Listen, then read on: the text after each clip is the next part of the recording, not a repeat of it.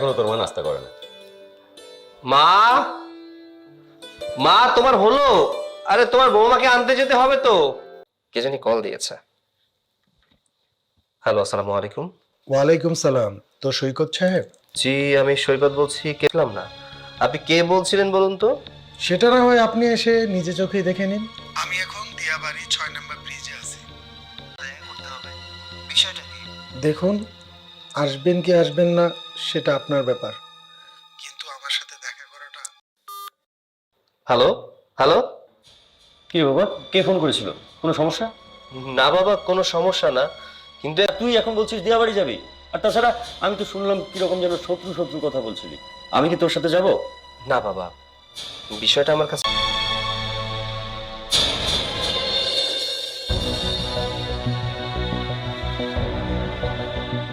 শিপু। তুমি সেই শিপু না, যে শিপুর জন্য আমার সংসার ধ্বংস হয়ে গেছে, যে শিপুর হাত ধরে আমার বউ পালিয়ে ভুলে গেছি। নতুন করে ছলনাময়ী মেয়ের কথা শুনে আমার লাইফে কোনো ঝামেলা আমি করতে চাই না। আমি ওর কোনো কথাই শুনতে চাই না। তুমি কি বলতে চাচ্ছ? আমার কোলে যে বাচ্চাটা দেখতে পাচ্ছেন সেটা আপনারই বাচ্চা, আপনার আর অথয়ের ছেলে। বাহ বাহ বাহ বাহ, ছি ছি ছি ছি ছি ছি। আমার ভাবতেও ঘৃণা করছে যে অথই এই স্বভাবের। না, এটা কোনো অবৈধ বাচ্চা না, এটা হবে না। আজকে আপনার আমার কাছ থেকে অনেকগুলো কথা শুনতে হবে, যে কথা এর আগেও আমি আপনাকে বলতে চেয়েছিলাম কিন্তু বলতে পারি। বোন মানে আমার সম্পর্কে মামাতো বোন, সে আপনাকে অনেক ভালোবাসতো, আপনিও তাকে অনেক ভালোবাসতেন। আপনাকে ভালোবাসতো বলে সেটা সে চায়নি যে আপনার মতো একটা ভালো ফ্যামিলির ছেলে এরকম রাজমিস্ত্রির কাজ করেন। তাই সে নাটকটা সাজিয়েছিল। সেদিন কি হয়েছিল শোনো। কি রে অথই, এখানে কেন ডেকেছিস? ফোনে বলতে পারতাম না, যার কারণে আমি তোমাকে এখানে ডেকেছি। কি এমন সিদ্ধান্ত বল। ভাইয়া, তুমি তো জানো এই দুনিয়াতে আমার সৈকত আমাকে অনেক ভালোবাসে, কিন্তু আমাদের বিয়ের কয়দিন যেতে না যেতেই সৈকত একদম দিশেহারা হয়ে উঠলো। কি করবে বলো? আমি কিচ্ছু জানতাম না। ও আমার কাছে মিথ্যে কথা বলে গেছে দিনের পর দিন।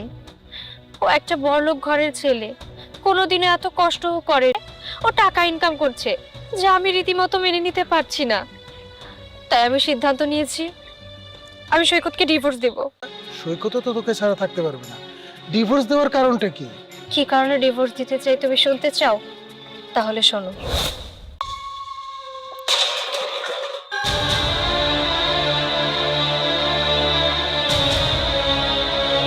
হয় আমাকে বাবা বলার?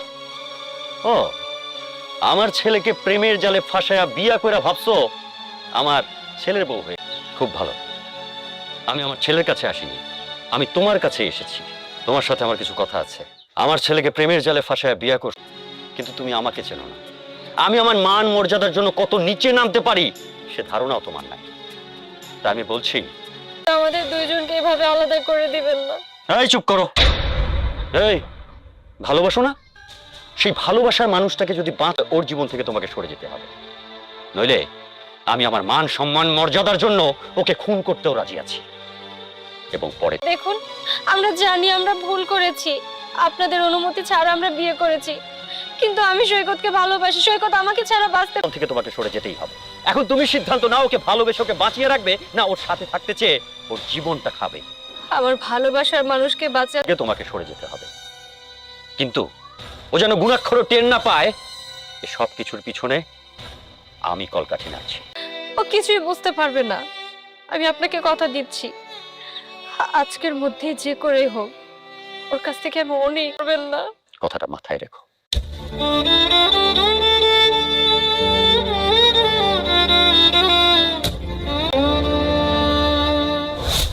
সবকিছুই তো শুনলে, এখন তুমি বলো যে মানুষটাকে আমি আমার নিজের চাইতেও বেশি ভালোবাসি, আমি কি করে মেনে নেই বলো তো? আমি চাই না আমার জন্য সৈকতের কোনো ক্ষতি হোক, আমার ভালোবাসার মানুষ ভালো থাকুক, সেটা আমার থেকে। আমি ওকে ডিভোর্স দিয়ে দিব। তুমি আমার পাশে থেকো, তুমি একটু আমাকে সাহায্য করো ভাইয়া। ঠিক আছে, আমি তোর পাশে আছি।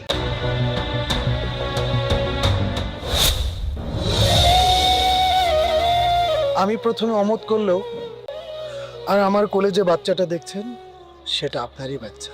কি? এটা আমার বাচ্চা? সেটা আমি আপনাকে বলতে চেয়েছিলাম, তখন তো বাধা দেওয়ার লোক ছিল, আর আজকে সেই বাধা দেওয়ার লোকটাও নেই। নিয়ে চলুন। হ্যাঁ, নিয়ে যাব আপনাকে, চলুন আমার সাথে। জি চলুন।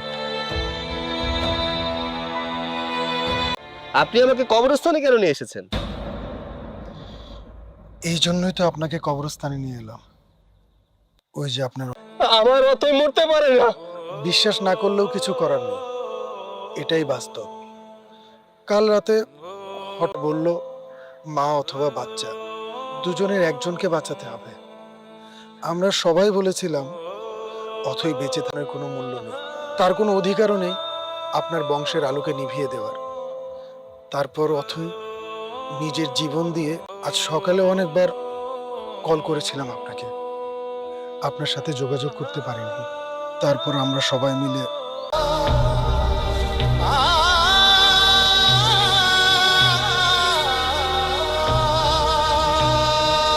ঘুমিয়ে আছো কেন? হ্যাঁ, ওঠো। ঘুমিয়ে থাকলে তো চলবে না। এই যে দেখো, আমাদের হাসছে, মাকে খুঁজতেছে তো। আমি ওর ওর মায়ের কোলে দিব, ওঠো। কোলে নেবে না ওকে? তুমি আমার উপর অনেক রাগ করেছো, তাই না? এতটা রাগ করে না, এতটা রাগ করে তুমি আমাকে। আমি অনেক ভালোবাসি। এই দুনিয়ার সাথে ভালোবাসা আছে, তার থেকে বেশি ভালোবাসি আমি তোমাকে। আমি যদি তোমাকে বুঝতে পারতাম তাহলে হয়তো তোমাকে হারাতে হতো না। তুমি তোমার জীবন দিয়ে যে আমানত রেখে গেছো,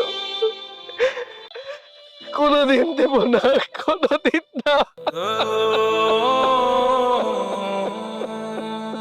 ক্ষমা করে দিও, বিশ্বাস করো আমি তোমাকে অনেক ভালোবাসি। আর ভালোবাসার মানুষের জীবন রক্ষায় আমি তোমার থেকে অনেক দূরে সরে গিয়েছিলাম, কিন্তু আমি এমনটা কখনোই চাইনি। সেই জন্য হয়তো বাস তুমি আমার থেকে অনেক দূরে, আমিও আমি তোমার থেকে অনেক দূরে। আমাদের সন্তানকে তোমার মতো করে মানুষ করো।